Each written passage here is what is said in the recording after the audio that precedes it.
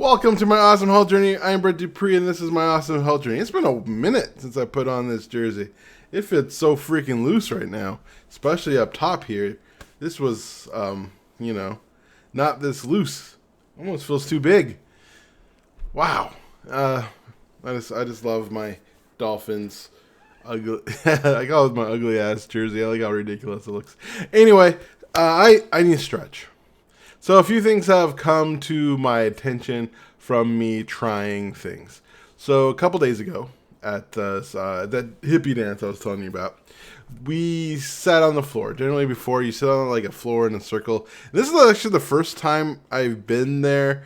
I started going last year around not that far from this time. It was actually the first time I danced in years. It was like May of last year, I think. And that was awesome to be able to dance again. But this time I was able to sit on the floor. Generally speaking, I would sit on a chair, I would sit on the side because I'm afraid to sit on the floor. Afraid. It is a fear. I've worked on it. It's really hard to break those old thoughts and habits and fears because, if you look at my old video where I fell and I actually got up, and that was actually, to me, a good thing. It's been hard to get up for a while now, like a 2-3 years, especially when my back hurt. Huge fear of falling and not being able to get up, as like that old commercial. I've fallen and I can't get up. And that became my reality. And so going on the floor has been something that I don't really do. Like 2 years ago, I went on the floor on a beach, and that was traumatizing because people had to help me up. And it was just uncomfortable. And it was uncomfortable this time as well. But I did. I sat on the floor, and I was relatively uncomfortable. I had to put my legs spread out because not like I was trying to take up space. That was the only way I could sit down. And something that happened this time. This is actually the second time I went out to try to see the Northern Lights with a friend of mine, and I sit on the ground then. But I guess since it was a downhill kinda, for some reason that made it so my left foot didn't fall asleep because it was going to fall asleep this time.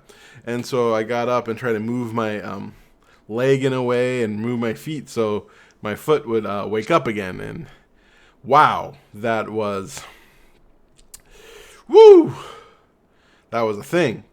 I felt it in my hips, and that made me think, you know what? I should start stretching. So last night I've been, if you've been listening to my podcast and paying attention to everything I've said, I'm trying to create a nightly ritual of dance and working out my shoulders, and I decided I need to add stretching to this thing. So last night was the first night I implemented it, and I sat down and I tried to do a butterfly type thing. It's really hard for me to do a butterfly totally. That's when you put your legs in, mostly because my lower stomach is so low, with it being the size. But just putting one leg in, wow. My hips are freaking tight. Very tight. Dangerously tight. I could easily pull something tight. So I need to start stretching.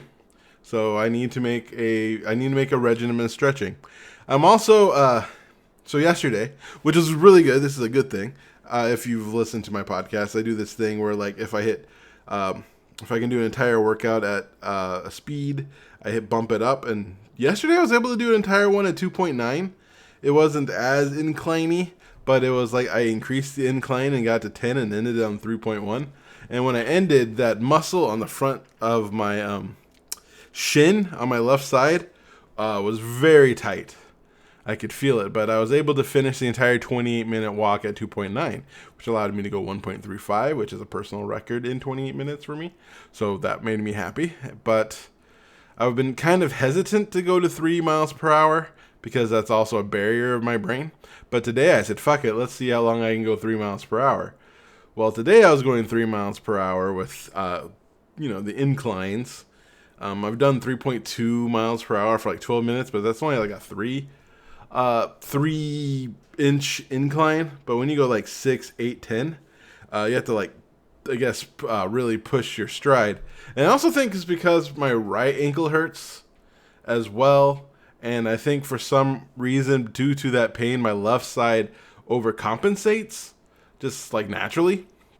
because I saw this thing about the NFL. They learned that it's like somebody's hamstring has hamstring issues, and they found like their left hamstring is like 20% stronger than their right hamstring, and they're working on getting their hamstrings closer together. I think that might be happening to me with all that pain in my right lower ankle and foot. I might be just overcompensating and pushing a little hard on my left side, and the left that left muscle was so tight. In fact, that's about the same now. It was just so tight, and it stayed tight, and I got to like 23 minutes. I didn't do. I was able to do 3 miles an hour for like 9 minutes about, but that was with a really good. We did a lot of inclines, and so I decided to go down 2.9 for a while, and then 2.6 to try to finish it out, 2.8. And I just had to stop because my left front shin was so tight. It was just got to the point of hurting, and I thought to myself, if I continue this, I could probably tear something because it's just getting tighter and tighter. And so I stopped at 23 something minutes on the tread. The last 5 minutes was just walking around and stretching it. And by the time I got to the floor, it was still tighter than my right side, but it was fine. And none of the exercises put like that kind of pressure on it. And by about halfway through my floor exercises, they were both that muscle was as loose as the right muscle, and so I've been looking into like what the freak to do about it, and I talked to this guy called Josh. He's the head coach there, and he used to be a personal trainer, is a personal trainer assistant or something. But he's been in that space, so he has a lot of knowledge. And what he said was pretty much, because I have like these long strides that I'm just wearing that muscle out. And I think that's because, I've been picking up speed, and I just reached to the point of being tired. But I've also looked online, which I do, and they suggested some stretches that I can do that I'm going to start doing because I just need to stretch. My lower body, probably my upper body too, is just so tight. My hips are tight, and that's tight, and not tight in a good way. Not tight in the way pitch meeting says that tight muscles are tight. No, not that kind of tight. But I'm going to put more emphasis on stretching. I decided it's hard for me to stretch in the morning. I'll probably do a little bit of stretching in the morning, but I want to stretch after I work out when I come home.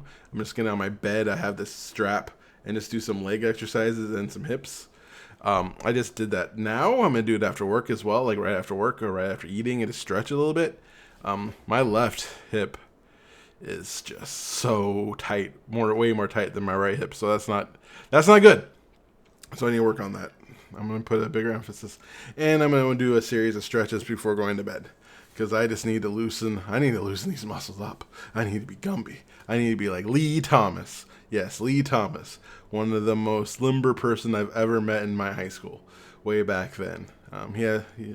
He has a series on. He was on Oprah. I'm so jealous. I wish I was on Oprah. Anyway, I just need to limber up. That's the thing, and so I'm gonna work on that. Hopefully, in a couple months, I'll make an update about how my hips are a little bit looser, and maybe next year at this time I'll be talking like I'm Gumby, talking like I'm Gumby, talking like I'm Gumby. All right, that's enough of that foolishness. It's time for me to go put my dishes away. So once again, thank you so much for all your support. I love you for who you are, and as always, you are worthy.